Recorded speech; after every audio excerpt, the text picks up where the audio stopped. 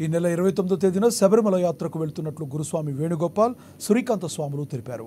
మణికంఠ మహాపాదయాత్ర దిగ్విజయంగా కొనసాగుతుందని వెల్లడించారు. ఇక ఈ నేపథ్యంలో 28వ రోజున పలువురు వ్యక్తులు అల్పాహారం ఏర్పాటు చేసినట్లు పేర్కొన్నారు.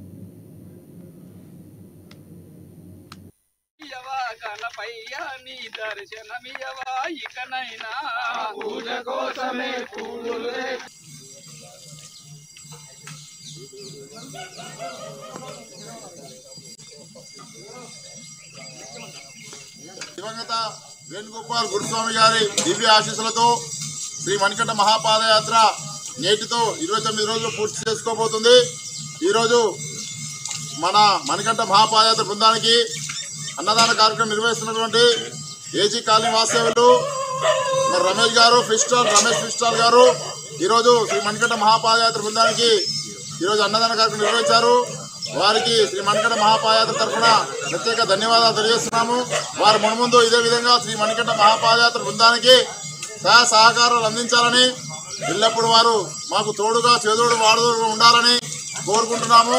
వారికి అయ్యప్ప కరుణ కటాక్షాలు, అయ్యప్ప కృప ఉండాలని, అష్ట ఐశ్వర్యాలతో వారు ఎల్లప్పుడూ చులదూగాలని కోరుకుంటూ ఓం శ్రీ స్వామి. దివంగత వేణుగోపాల్ గురుస్వామి గారి దివ్య ఆశీస్సులతో శ్రీ మణికంఠ మహాపాదయాత్ర బృందం ఈరోజు మన నామకాల నుంచి బయలుదేరి ఇక్కడికి రావడం జరిగింది.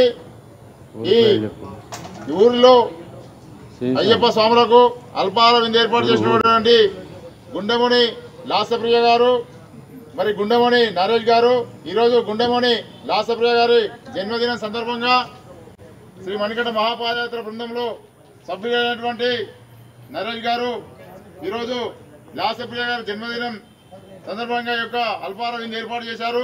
శ్రీ మణికంఠ మహాపాదయాత్ర బృందం తరఫున గుండెమణి లాసప్రియ గారికి జన్మదిన శుభాకాంక్షలు తెలియజేస్తున్నాము.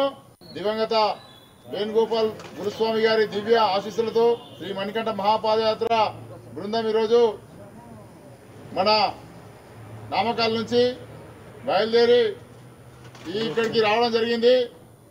ఈ ఊరిలో అయ్యప్ప స్వాములకు అల్పాహార విందు ఏర్పాటు చేసినటువంటి